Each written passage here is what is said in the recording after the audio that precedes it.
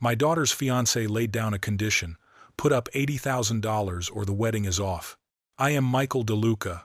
What Ethan Whitmore IV didn't know was that his family's $5,400,000 estate was mortgaged with my bank. He thought he was bullying a poor pizza shop owner. In reality, within 24 hours, that arrogant man stood frozen in front of foreclosure papers. Sometimes, the most dangerous people are those who seem harmless.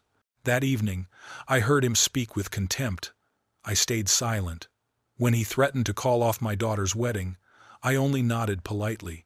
Then I made a decision large enough to bring down his small world. If this story reminds you of people who assume power just because they have money, hit subscribe and tell me where you're watching from. Trust me, you'll want to stay until the end of this story. I still remember that day clearly, the day my intuition told me something was wrong. 8 months earlier, Sophia had brought her fiancé home.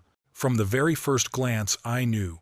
The person who crossed our threshold that day was not just a man, he was a test. A gleaming Audi A7 pulled up on Passyunk Avenue in South Philadelphia, where kids still play ball in the street and people wash their cars on Saturday mornings. He stepped out. His polished brown shoes flashed in the sunlight, expensive cologne mingled with road dust. His gaze skimmed over the peeling painted roofs and the tiny yards cluttered with potted plants, as if appraising a strange world and pricing it on the spot.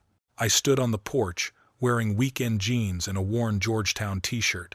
My 1996 Toyota Corolla 260,000 miles rested quietly in the driveway, opposite the Audi that looked brand new. "So you're Sophia's father," Ethan Whitmore IV said, offering a carefully manicured hand. A Hermes belt glittered under the afternoon light, probably worth more than many people's weekly pay. "She told me you work in finance?" He paused half a beat, a thin smile forming as if to ask, "At what level?" "I work at a bank, yes," I replied, steady and calm, the kind of calm that comes from watching arrogant men self-destruct from pride. Sophia hurried in. "Dad, don't be modest. He's talking about how you've been with the same company for 38 years. What the girl didn't know was that I founded DeLuca Financial. Ethan's smile was the kind the wealthy reserve for service staff, polite but distant. He walked into our modest living room, eyes moving over the worn sofa, the family photos on the mantel, the picture of Sophia graduating from Columbia University. "Columbia," he said, lifting the diploma. "Impressive. Your family must have invested a lot." The word invested slipped from his mouth like a small blade. He didn't know I'd paid for 4 years in full $450,000 without touching the family's real assets. "Sophia worked very hard," I said simply. "Of course, merit scholarships help a lot, right?" Ethan interjected, feigning awkward concern.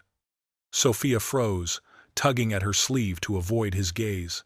"My daughter was once proud of every corner of this house now." She fell silent, as if ashamed to have been born here. She never mentioned scholarships, because there weren't any. She thought her father borrowed and sacrificed. She had no idea Columbia's annual tuition was less than what DeLuca Financial earned in an hour. "Dad," Sophia said softly, "Ethan's family is planning the engagement party next month at a yacht club. The MAIDSTONE Club, East Hampton," Ethan added. "In my family for 4 generations. He was staking territorial flags, arranging rank old money facing off against what he assumed we were." "That'll be lovely," I replied. "It will be beautiful. But to be frank, Mr. DeLuca," Ethan nodded, "Sophia and I have discussed the wedding and have some concerns about the venue." I thought, here it comes. Sophia showed him the reception hall I'd suggested, Marino's, right in the neighborhood. He pronounced the name as if referring to some dive. "I'm sure that place is fine for certain gatherings, but our guest list includes partners from our law firm, family, friends, business associates, people who expect a certain standard." "Sophia, we've talked about this," she whispered. "I know, love, and I want everything to be perfect, but we need to be realistic about the kind of wedding that reflects both families." "Both families," he said it, but everyone knew he meant his family. I kept a neutral face, but inside, every word he spoke cut at the pride I'd hidden for 38 years. Maybe he saw an ordinary man, but he didn't know I held the fate of men like him. "I'd like to hear your thoughts," I asked. Ethan brightened. "There's a beautiful waterfront venue on Long Island where people like us usually hold," he faltered, corrected himself, "where a wedding would be more appropriate for the social circles of both families. People like us, not people like me." And he had no idea what people like me could do. The call came Tuesday night while I was reviewing quarterly reports in my office. "Dad, can you come over?" Sophia's voice was tight. "Ethan and I need to talk." 20 minutes later, I was in the Morningside Heights apartment, the place where I'd quietly helped Sophia sign the lease. She thought she'd rented with student loan money. The apartment smelled of expensive perfume and the faint odor of printed legal documents. Ethan paced. The click of his heels on the wood floor sounded like a countdown to a loss. His hair, usually perfect, was slightly disheveled. His tie hung loose. "Mr. DeLuca," he began, forcing calm, "I'd like to be frank. Sophia and I reviewed venues and found the perfect place. Oheka Castle on Long Island." I knew the place. Classical opulence. Outdoor ceremony. Crystal chandelier banquet. "Very lovely," Sophia whispered, "but so expensive." "How expensive?" I asked. Ethan cleared his throat. "For about 300 guests, total cost is around $500,000. Sophia's face went pale. I watched her silently do the math. The community banker's salary she assumed for her father. Where would that come from? "That's quite a lot," I said. "Which is why," he continued, "I thought of a way to make it work for both sides. My family has connections there. We could reduce your side's portion, $80,000. $80,000, he pronounced it as if bestowing a favor.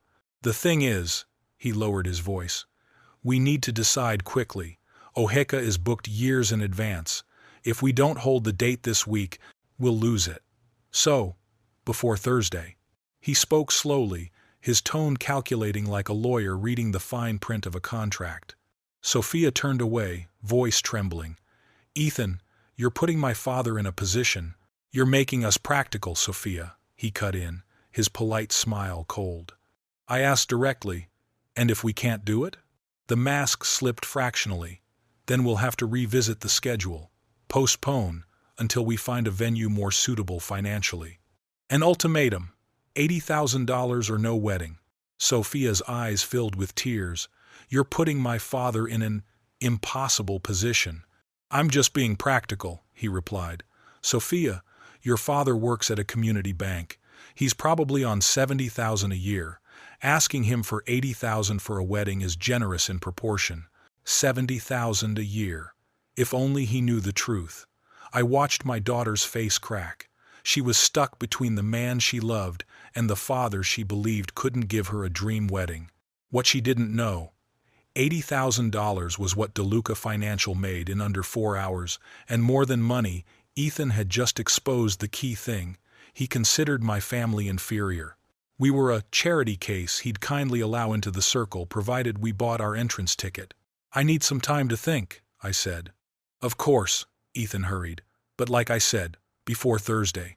Oheka won't hold the date long. 3 days. He gave me 3 days to raise the money he assumed I didn't have." I nodded. A very small nod.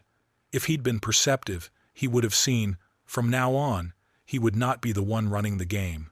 3 days for me to come up with 80,000 as he imagined, but in 3 seconds, I decided I would take far more from him than that. I sat quietly inside my 1996 Toyota Corolla. The damp plastic smell of the dashboard lingered in the air. The speedometer needle twitched lazily. Outside the windshield, a wash of yellow streetlight fell over the low rooftops of Passyunk, South Philadelphia, a neighborhood that knew the meaning of work. Sophia was struggling. She was being forced to choose between the financial security of her family and the happiness of her future, all because Ethan Whitmore IV was too proud to accept a wedding that wouldn't impress his country club friends. He didn't understand one simple thing. I'd worked in banking for 32 years. I'd seen the same patterns over and over: entitlement, arrogance, the equation of money with worth. And I also knew information is power. At 11:21 p.m., I dialed compliance. DeLuca Financial, compliance. Open the Whitmore file code WHM 2019 CL. Start tracing the trust fund, related entities, and secured assets. I need a report in 48 hours. Understood, Chairman. By Friday morning, the picture was complete. Ethan's trust fund, Richard Whitmore's investments, and most interesting of all, a $5.4 million mortgage on their 10-bedroom East Hampton estate, the same place where the Whitmores hosted mayors and senators. All of it was mortgaged through DeLuca Financial. The internal review highlighted a few profitable clauses, character clauses, behavior provisions tied to moral conduct. I flipped to the red-tagged page. Section 7.3, B. Discriminatory speech or conduct harmful to community standards grounds for acceleration under Section 9.1, Section 9.4. Breach of moral clause may trigger immediate full repayment. Simple, effective. At 6:05 p.m. on Saturday, the phone rang right on time. Ethan. I was in my office at DeLuca Financial headquarters. The Whitmore file opened before me, red-labeled urgent beside it. A folder titled Notice of Acceleration Draft, stamped Board Review. Mr. DeLuca, I hope you've had time to consider. I have. Good. Then the $80,000 for the venue. I leaned back in my chair, the kind of chair Ethan probably assumed belonged to another man. First, let me ask you something. What do you believe my family brings to this union? There was hesitation on the other end. Well, Sophia is, of course, wonderful, intelligent, beautiful. And the DeLuca family? A longer silence. I'm not sure I understand the question. You've spoken about your family's connections, position, wealth. In return, what do you think we bring? I heard him swallow, searching for diplomatic phrasing. Every family has its strengths. Specifically? His voice sharpened. Where are you going with this? I never said your family was financially inferior. You said $70,000 a year based on an average community banker's salary. Which bank? I just assumed. So you guessed from the car I drive, the shirt I wear, the zip code I live in, meaning your measure of worth comes from visible assets, doesn't it? Silence, heavy as lead. If $80,000 is too much, he lowered his voice, we could find a smaller place, something more within budget. Within budget cheaper, meaning fit for people like us. Let's look at it another way, I said. How's your family's financial position? Excuse me? You analyzed mine, $70,000 a year, community bank, limited means. Fair's fair, can your side actually afford this wedding? Ridiculous. My family's finances are none of your concern. And yet, the money you're demanding would come from mine. What's your side contributing? 80,000? 100? Or just a business card and social connections? His breathing grew tight. Then he switched to his lecturing tone. Sophia is entering a family with expectations and social obligations. If your side can't meet them, that's understandable, but we must be realistic about what that means for the wedding and, frankly, for Sophia's future social standing. There it was, the truth laid bare. Marriage as a ladder, and my family paying the admission fee. And if I refuse the 80,000, then we adjust, postpone, find a venue more financially appropriate. Sophia will understand. Marriage is compromise. She will understand, as if my daughter should be grateful for the crumbs of dignity he offered. Fine, I said calmly. Ethan, do you love my daughter? Of course, enough to marry her if her family had nothing? A pause, long enough for the real answer to surface. Mr. DeLuca, that's not hypothetical. It's the only question that matters. I hung up. In front of me lay the Whitmore file. $5.4 million. Character clauses crystal clear. Legal grounds solid. It was time to show Ethan Whitmore what financial reality really looked like. That weekend, Sophia invited me to lunch at a small cafe on Amsterdam Avenue, Morningside Heights. Each time the door opened, the bell chimed, and a rush of cold New York air swept in. She looked exhausted, dark circles under her eyes reminded me of her mother during law school finals. Dad, about the wedding with Ethan. You don't need to explain, but I'm listening. She stirred her coffee for the third time without drinking. He's not usually like that. The family pressure is huge. They have expectations about image, status that I'm still learning to handle. What kind of expectations? Last week, Margaret Whitmore asked which company you worked for. When I said a community bank, her face changed. And Richard Whitmore said he respected self-made families, but it sounded like a pat on the back and a good for you. And how did that make you feel? Honestly, sometimes I don't know if I belong in that world. At their dinner last month, everyone talked about vacation homes, private schools, charity galas. When I mentioned I was finishing my MBA at Columbia, one woman, the judge's wife, I think said, "That's wonderful you get to study. Education is such a priority for families like yours." Families like yours. Those words were sharp enough to draw blood. My phone buzzed. Clara Vance, Executive Vice President. Compliance Report WHM 2019 CL complete. Recorded moral character violations. Documented statements. Emergency board meeting Monday morning. Prepare notice of acceleration and trust fund freeze? I typed back. Yes.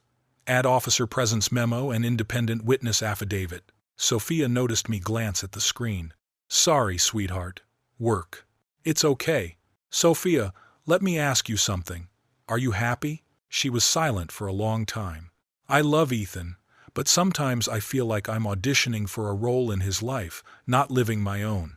And if you stopped auditioning? If you just showed up as yourself, Sophia DeLuca from Passyunk, daughter of a banker, needing no costume to be accepted?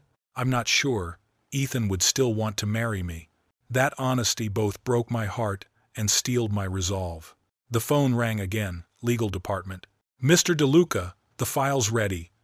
The Whitmore contract contains clear character clauses. We have grounds for immediate acceleration. Schedule for Monday. Notify the client? I looked at Sophia, still staring into her coffee, wondering if she was enough. Not yet. I'll handle the notification personally. I hung up. Sophia, I said softly, you never have to apologize for who you are or where you come from. Anyone who can't see your worth doesn't deserve you. She smiled faintly. I wish it were that simple, Dad. It's about to be. Very simple. Ethan gave me 3 days to find $80,000. I gave myself 3 nights to reclaim the respect they'd thrown away and prepare a file they would never forget. The invitation arrived printed on cream-colored cardstock so fine it looked like authority itself embossed in ink. The Whitmore family cordially invites you to the engagement celebration of Ethan Whitmore IV and Sophia DeLuca. Cocktail and dinner reception at the Maidstone Club, East Hampton. Saturday, May 25th, 8:15 p.m., formal attire required. I held the invitation in my hand like a verdict. The scent of expensive ink, the kind only people who never worry about utility bills would choose, clung to my fingers. 3 days later, Sophia called, her voice trembling with both excitement and nerves. Dad, Ethan's parents would like to meet you officially. They said it's important for both families to understand each other before serious wedding planning begins. Before serious planning begins. Rough translation. Before they decide whether we are worthy enough to enter their family. Of course I'll be there. Great. And Dad, could you wear the navy blue suit? The one you wore to my graduation? Even Sophia was worried not about what I'd say, but how I'd look. I understood. In their world, value was measured by fabric, not character. Saturday evening. I drove my 1996 Toyota Corolla along the winding roads of East Hampton. The yellow streetlights rolled across the hood like old stage lamps. I passed the Whitmore estate, the very house mortgaged through DeLuca Financial, before turning into the parking area of the Maidstone Club. The young valet eyed my Corolla as though it had wandered in from another planet, but his training held. Good evening, sir. I nodded and handed him the keys. The embossed parking ticket rested on the sleeve of my worn navy blue suit. Here, even paper had its own social class. Inside, Maidstone radiated that cold kind of luxury, the kind that feels more like a courtroom than a celebration. Oak varnish mixed with vintage perfume, brass chandeliers flickered against crystal glassware. The sound of clinking wine glasses, delicate, precise, sliced the night in half. I spotted Sophia and Ethan at the bar, surrounded by about 15 people. Dark blazers, silk-striped ties, smiles tailored to perfection. "Dad!" Sophia waved. "Everyone, this is my father, Michael DeLuca." Eyes turned. Richard Whitmore, silver-haired, polite smile, eyes sharp as a tax auditor's, extended his hand. Margaret Whitmore glanced over my department store suit, lips twitching slightly as though spotting a stain. "Mr. DeLuca, I hear you work in banking?" "That's right." "With which institution?" "DeLuca Financial." He emphasized the last word. "Not familiar with it. What's the approximate asset portfolio, if I may ask?" "Large enough to affect yours." Polite laughter rippled through the group. Margaret interjected, her tone sweet as syrup but edged like a blade. "How wonderful that you could take time off to be here. I imagine working at a community bank doesn't offer much flexibility for social events." A young man, one of Ethan's friends, likely a junior lawyer, chuckled. "Wait, isn't DeLuca Financial that little place next to the pizza shop on Passyunk?" Laughter. The crystal glasses chimed again, elegant, cutting.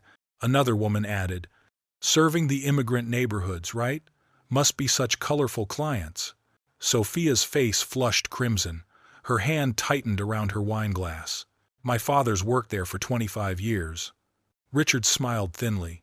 "Loyalty is admirable, though I suppose upward mobility is somewhat limited in a community bank." Ethan placed an arm around Sophia's shoulder. "Mr. DeLuca's done well enough. Sophia studied at Columbia University, after all." "Studied at Columbia," he said it like a miracle for a family like ours. Margaret added casually. She mentioned receiving scholarship assistance too. Sophia twisted her ring, leaving a faint red mark on her skin. I smiled gently. "Education has always been important in our family." Richard nodded thoughtfully. "Ethan told me how devoted you were in helping with the wedding arrangements. $80,000, quite an effort for a family in your position. We appreciate the sacrifice." Sacrifice, as if I'd bled myself dry for the privilege of their company. Ethan raised his voice just enough for half the room to hear. "Actually, we're still reviewing logistics. The venue requires significant contributions from both families." An older woman, dripping diamonds, leaned in. "The Maidstone is beautiful but quite expensive. Perhaps the young couple should consider somewhere more modest. I know a lovely spot in Bayshore, charming really. Perfect for weddings with character." "With character." The words cut deep. Margaret whispered sweetly. "Or they could have the ceremony at Sophia's church and just host a light cocktail after. More intimate, wouldn't you agree?" Sophia stared down at her glass, silent. I could hear her breath catch. Then Richard offered what he must have thought was a lesson in humility. "I remember when the Castello family married their daughter to that Italian fisherman. Lovely ceremony at St. Mary's, reception right in the parish hall. Paper plates, but such beautiful flowers. Sometimes simplicity is best." Paper plates. I could almost hear them rustling in my mind, thin, disposable, meant to be thrown away. Ethan laughed, smug. "We're not quite at that level, but I'm sure Mr. DeLuca will find creative ways to make things work financially." The table burst into laughter. My daughter's financial life, the evening's entertainment. I smiled not because it was funny, but because it was time to start taking notes. Margaret added, twisting the knife, "We all have to learn to live within the boundaries of our station, don't we?" And then Ethan spoke the sentence that sealed his fate, loud, clear, enough for the whole bar to hear. "Your immigrant family should learn its place in this country." The jazz band froze mid-note. Ice clinked against glass. The room went dead silent. I set my wine glass down and calmly pulled out my phone. My fingers typed each word with precision. "Yacht Club. Now. Bring Whitmore. 2019. Notice of acceleration. 2 board members. Execute." I pressed send. The message went out. At the bar, the pendulum clock ticked once more, and they still laughed. Sophia whispered, "Dad, please don't humiliate yourself for me." I placed a steady hand on her shoulder. "I'm not being humiliated, Sophia. I'm documenting." And that night, The Maidstone Club, the place where they laughed, also became the place where I began to act. The laughter that had filled the room just moments ago fell to the wooden floor like spilled champagne. The jazz froze mid-note. The brass lights dimmed by a fraction, reflecting off eyes that no longer understood what was unfolding. The East Hampton sea breeze slipped through the window gap, cold, sharp, and salted. I leaned back slightly, swirling the wine in my glass. My voice was calm enough that a few people tilted their heads, assuming I was about to apologize. I admit, you were right about one thing. Richard Whitmore raised an eyebrow. And what might that be? $80,000 is a considerable amount. Ethan smiled, thinking I had finally conceded. I looked up and said quietly, especially when you're about to lose $5,400,000. The laughter stopped cold. A wineglass froze mid-air. In the corner, a silver tray slipped slightly from someone's hand, landing with a soft metallic thud, a sound like a verdict being delivered. "I'm sorry, did you just say 5.4 million?" Richard stammered. "Dad, what are you talking about?" Sophia whispered. The door opened. Light from the corridor cast a pale strip across the oak floor. Clara Vance entered, followed by two men in tailored suits. Each click of her heels punctuated the silence like a metronome of authority. In her hand was a black leather case, the kind everyone in finance recognizes instantly, where power is kept in writing. "Mr. DeLuca," Clara approached, composed and precise, "the emergency board meeting has concluded. We have your signed authorization to proceed regarding the Whitmore account." Color drained from Richard's face. "The Whitmore account?" he repeated, as though he'd just slipped from the top rung of the social ladder. Clara turned to the room, polite yet unyielding. "Mr. Richard Whitmore, I'm Clara Vance, Executive Vice President of DeLuca Financial. Our institution has managed your family's mortgage for the past 10 years. Margaret blinked rapidly, her diamond bracelet clinking against the rim of her glass. Red wine spilled over the white tablecloth, bleeding like evidence. One of the suited men stepped forward, his tone formal and cold. "James Patterson, Chairman of the Board, DeLuca Financial. The board has approved action per Mr. DeLuca's recommendation. The account shows a clear breach of the character clause." Ethan stammered. "Wait, I don't understand. Mr. DeLuca, you said you worked at DeLuca Financial. Not—" I straightened my collar and spoke slowly, deliberately. "I don't work for DeLuca Financial. I own DeLuca Financial." Though the room was crowded, I could still hear the clink of ice dropping into a glass several tables away. Sophia stared at me, stunned, as if I'd just told her I was from another planet. "Dad, is that true?" Clara opened the briefcase and drew out a thick, red-sealed file. The heavy paper made an audible tear as she turned the pages. DeLuca Financial Group, 80 branches across the Mid-Atlantic, total assets of $3 billion. Mr. DeLuca founded the company 32 years ago with an initial loan of $20,000 and built it into one of the region's largest private banking institutions. She handed me a document. The Whitmore family mortgage, $5,400,000, originated in 2020. Current status: breach of character clause due to discriminatory conduct verified and witnessed on-site this evening. Ethan's face went pale as chalk. The chairman spoke like a judge delivering sentence. Section 7.3b. The borrower must maintain community standards consistent with the bank's values. Discriminatory speech or conduct constitutes violation. Under Section 9.1, this activates full repayment acceleration. Section 9.4, notice of breach takes immediate effect. Richard tried to steady his voice, jaw tightening. "This is absurd. You can't call a mortgage due over a social conversation," Clara replied, as if reading minutes from a meeting. "Under credit authorization, Mr. DeLuca has full discretionary power over all private lending. The statements recorded tonight: immigrant neighborhoods, families like yours, paper plate weddings, and specifically, the direct remark, 'Your immigrant family should learn its place in this country,' constitute a clear violation of community standards. The diamond-bedecked woman, the one who'd suggested a wedding with character, reached for the back of her chair, nearly losing balance. Clara turned to the second folder. Additionally, Mr. Ethan Whitmore's trust fund, valued at approximately $700,000, is managed under DeLuca Financial's private banking division. The chairman continued, "Trust management requires moral character verification. Tonight's conduct raises serious doubts regarding the beneficiary's capacity to manage inherited assets responsibly." I met Sophia's eyes, confusion, fear, and beneath it, the faintest glimmer of pride. "Dad, all of this, it's real?" I nodded, softening my tone. "Sophia, your Columbia tuition, 4 years, $450,000. I paid it all myself, not a cent borrowed. I drive an old car not because I can't afford better, but because I don't need a new car to remember who I am." Margaret gasped, voice cracking. "This is a setup. You deceived us." "I deceived no one," I said evenly.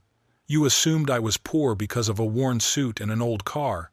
You assumed I was beneath you because I live in Passyunk, South Philadelphia. You assumed my family was lesser because we came from Italy, not from ancestors who never worked a day in their lives." Ethan forced a shaky smile, his words breaking like glass. This is a private matter." No one answered. "Why didn't you tell us?" Ethan pleaded. "Because I wanted to see who you really were. To know if you loved my daughter enough to respect her family, regardless of what you thought our status was." I swept my gaze around the room. "Instead, for 8 months, I've watched you treat us like charity. I heard you mock immigrant neighborhoods, talk about paper plates for Sophia's wedding. You demanded $50,000 from a family you thought was beneath you, and tonight you said it plainly. My immigrant family should know its place in America." Richard gripped his glass, trying to recover composure. "Mr. DeLuca, surely this is a misunderstanding." I placed my hand over the embossed seal on the file and spoke low, steady like a vow. "There is no misunderstanding. You've shown me exactly who you are. Now it's my turn to show you who I am." Clara produced the final document, the thick notice. The chairman read it aloud, each word landing like a gavel strike. "Notice of full repayment due within 24 hours. Total amount, $5,400,000. Deadline, 1600 hours, Monday. Legal basis, breach of character clause, verified and witnessed on site, April 20th. 3 signatures of witnesses." Those who had laughed minutes earlier avoided my gaze. Someone pretended to check their phone. A chair slid quietly back, the first sign of retreat. I closed the file. "You believe you were born to be respected. I know respect must be earned, and tonight your debt has come due." Clara snapped the lock on the briefcase, a crisp click that sounded like a period at the end of a sentence. Outside, the East Hampton waves kept rolling against the shore, indifferent to the empire that had just begun to fall. The music cut out. Ice chimed against glass, a sound colder than anything just spoken. The lights glared like a courtroom. The mood of the party turned into a field tribunal. Margaret Whitmore's voice trembled, her hands gripping the table edge. "You can't do this." Red wine spread, leaving a stain like a verdict on the white cloth. The chairman read like a legal clerk, point by point, remedy by remedy. "Your family signed the mortgage contract. The character clauses state clearly, conduct discriminatory speech or behavior demeaning to the community. Context documented on site, witnessed by 2 parties. Remedy acceleration of the loan, full repayment due within 24 hours. Your son has violated multiple provisions tonight." Ethan turned to Sophia, desperate. "Sophia, you can't let him do this. We're about to be married." Sophia looked up, frighteningly calm. "Are we? 5 minutes ago you were laughing with your friends about my family not having the money and saying my immigrant family needs to learn its place in America. What I meant was—" "Meant what, Ethan?" I saw DeLuca steel in my daughter's eyes. Shoulders lowered half an inch, gaze straight as a ruled line. "Sophia," Ethan pleaded, "your father is overreacting. This is a misunderstanding." "A misunderstanding," Sophia said, clipped and sharp, "is when I thought I had to apologize for my background to fit into your family." She turned to me. Dad, when did you start planning this?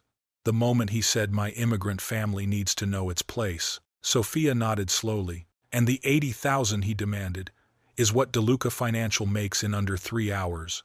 She looked around the room, the same thin smiles that had just made her family the evening's entertainment. Ethan, this is over. Color drained from Ethan's face through several shades before settling in a chalky gray. You can't be serious. This is our engagement party. No, Sophia said firmly. This is my lesson. She slipped off the 3-carat ring, metal tapped stone with a dry ting, the reflection split by the lights. She set it on the table.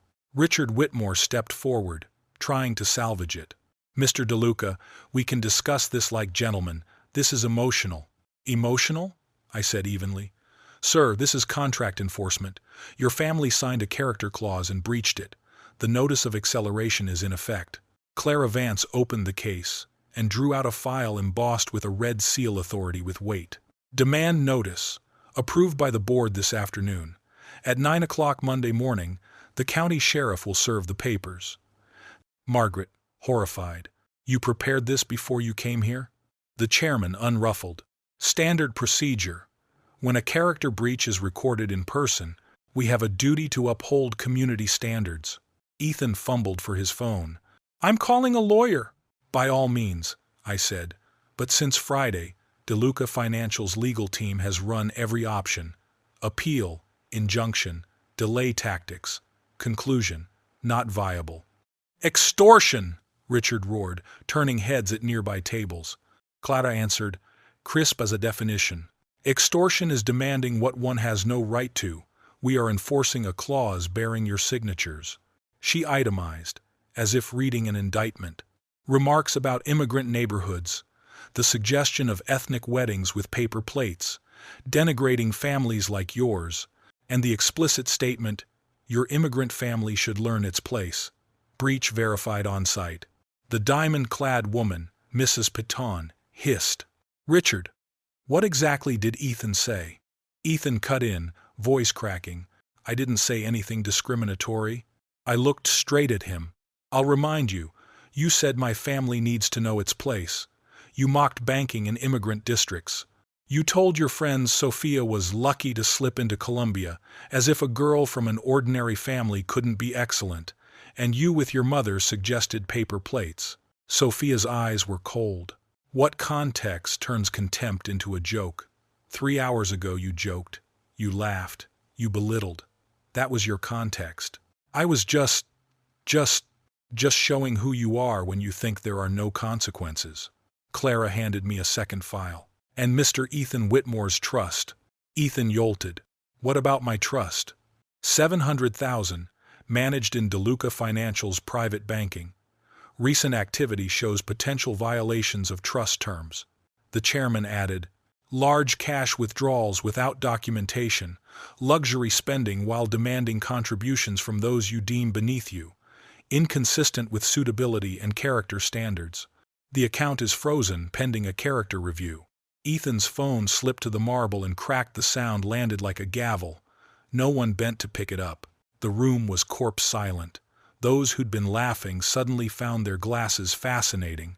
Richard rasped, How long? How long for what? I asked. Foreclosure. How much time do we have? Clara. 24 hours to tender $5.4 million in certified funds. After that, foreclosure proceedings commence immediately. Margaret whispered. We don't have that much cash on hand. Perhaps, I swept my eyes along the chairs, you could ask your friends here. They enjoyed discussing my family's finances tonight. I'm sure they'd be generous. 13 blazers. Not a single hand. Ethan tried a final gambit. Mr. DeLuca, this is between me and Sophia.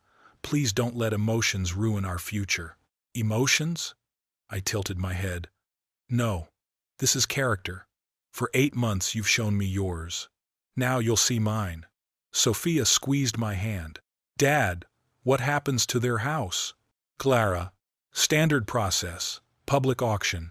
If the sale exceeds the debt, they keep the surplus. If it falls short, they're liable for the deficiency. Richard crumpled. That house is 4 generations, and my family is 1 generation in America. I said. Yours inherited by will, we built by sweat. Ethan turned to Sophia, begging. Sophia, please, we can fix this. Your father's going too far. No, Ethan. My father is being a father, something you haven't learned to be. She tightened her grip on me. Dad, let's go. We walked. The crowd parted like water. No one dared brush a shoulder. Behind us, Margaret shrieked. Richard, call the bank chairman. Call someone who can fix this. I turned back for a beat, speaking low, slow, clear. Mrs. Whitmore, I am the bank chairman. The last image I saw, Ethan kneeling, gathering shards of glass that reflected a stranger's face, pale, distorted. Outside, the East Hampton surf kept its rhythm. Power had changed hands. The tide did not. The kettle whistled softly, the air filled with the warm bitterness of coffee. A woodpecker tapped on the fence outside. It was a peaceful morning, the kind that only exists before the news comes knocking. A knock at the door. Sophia stood there, eyes swollen from lack of sleep, hair tied in a hurry, yet her posture straighter than usual. Dad, we need to talk. We sat in the small kitchen, the old wooden table darkened by years of family dinners. It was the kind of place where lies couldn't survive past a single cup of coffee. Why didn't you tell me? She asked, meaning DeLuca Financial. The money. Everything. I poured the coffee, thought for a beat. Remember when you applied to college, and I told you to earn everything through your own effort? I remember. And I did my best. She paused. Wait, did I really? You did. The grades, the achievements, the opportunities, those were yours. The only difference was, I paid the bills, so you wouldn't carry the debt. But why keep it a secret? Because I wanted you to grow up as Sophia DeLuca, not Michael DeLuca's daughter. I wanted you to know you could stand on your own 2 feet, not on my checkbook. She fell silent for a moment. And Ethan? Ethan was a test you didn't know you were taking. I needed to see if he loved you without needing to see a balance sheet.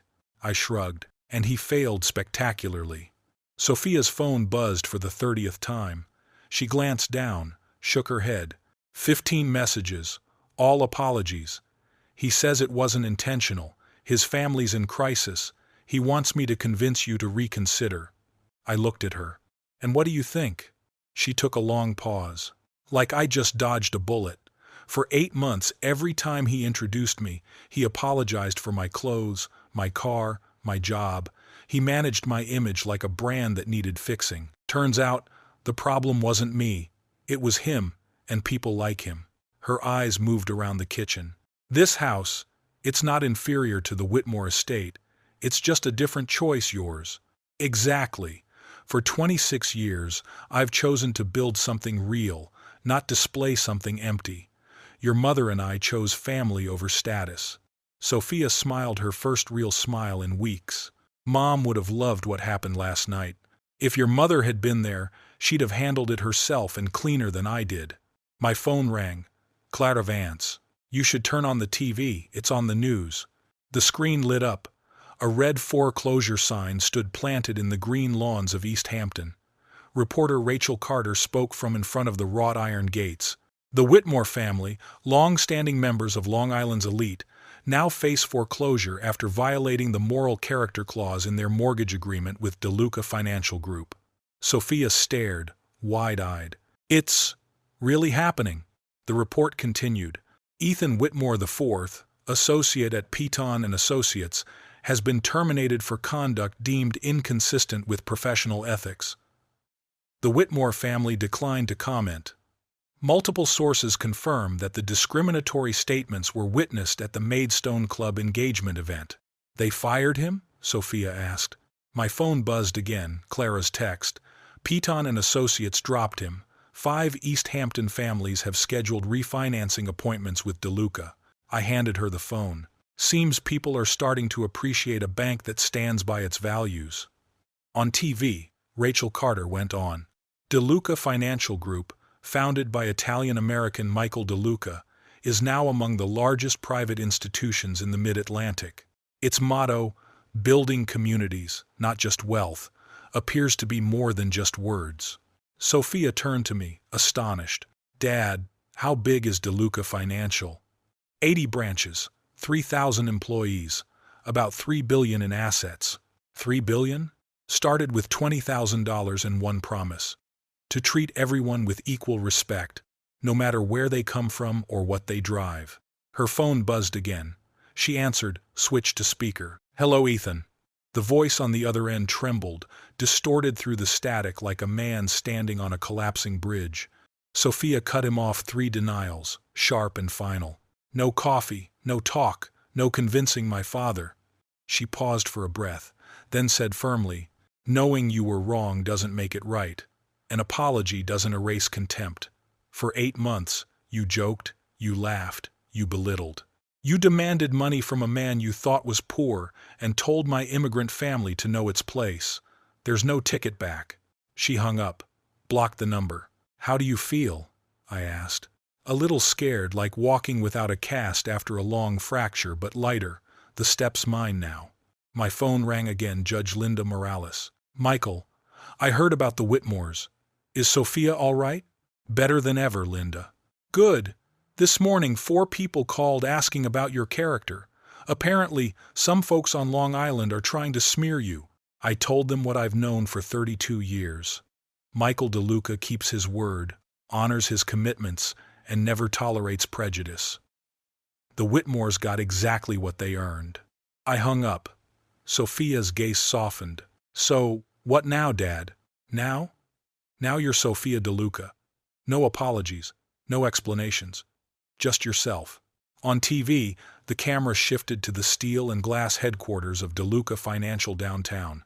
The story of an immigrant family that built a financial empire while holding on to its human values, Rachel Carter reported. Channel 10 News. Sophia squeezed my hand, not hard but firm, like a signature. "I'm proud to be your daughter. Here, respect isn't inherited, it's earned, one day at a time." The aroma of roasted garlic and tomato sauce simmered for 6 hours, filled the room. Soft Italian classics played in the background. After 8 months spent under the shadow of arrogance, this dinner carried the flavor of peace and freedom. 3 weeks after the night at the yacht club, Sophia and I had dinner at Marino's on Passyunk, South Philadelphia, the very restaurant Ethan Whitmore once dismissed as beneath his standard. When Frank Marino, the owner, heard that the engagement had been called off, he insisted on preparing a special table for us. "Your daughter deserves someone better," he said matter-of-factly, "and any man too blind to see that isn't worth the marinara stain on his shoe." Sophia laughed, a real, unforced laugh. The tension that had clung to her eyes for months was gone. Her expression was light, clear, at peace. "Dad, I have something to tell you." "I'm listening." "Today, the Italian-American Business Association invited me to speak at next month's scholarship gala. The theme is Succeeding in Business Without Losing Your Values." "That's wonderful." They also mentioned the $3 million scholarship fund DeLuca Financial just launched for first-generation college students. I smiled. "Education has always been our family's foundation."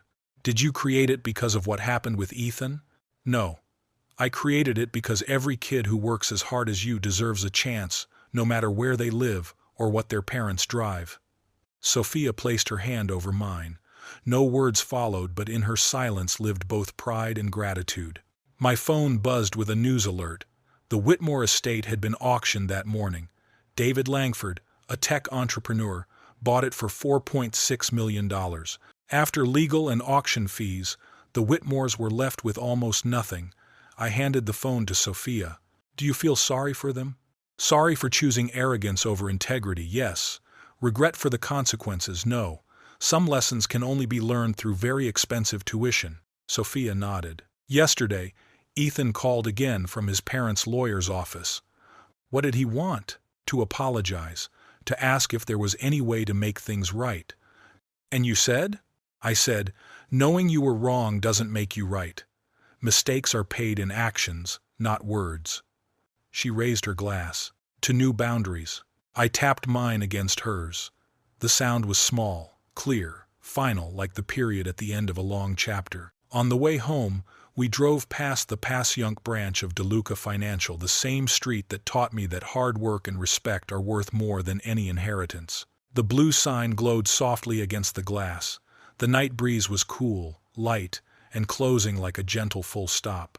I thought about the lesson Ethan Whitmore would spend a lifetime learning. In America, you cannot inherit respect. You must earn it through every word, every choice, every act. If you're watching this story, leave a comment below. Have you ever been judged unfairly because of where you come from? I believe one thing, as my family has learned. The people who look down on you today will bow their heads tomorrow. From a father who protected his daughter through quiet strength to a daughter who learned to stand and define her own boundaries, their story reminds us of this truth. Character isn't something you inherit, it's something you prove every single day. If this story moved you, if you believe that respect cannot be bought with money but built through action and integrity, hit like, subscribe to Worthy Revenge, and turn on the notification bell so you don't miss the next story. Share your thoughts in the comments below by writing, "I choose values, not status," because sometimes a single sentence at the right moment can remind the world that true dignity will always be worth more than false prestige.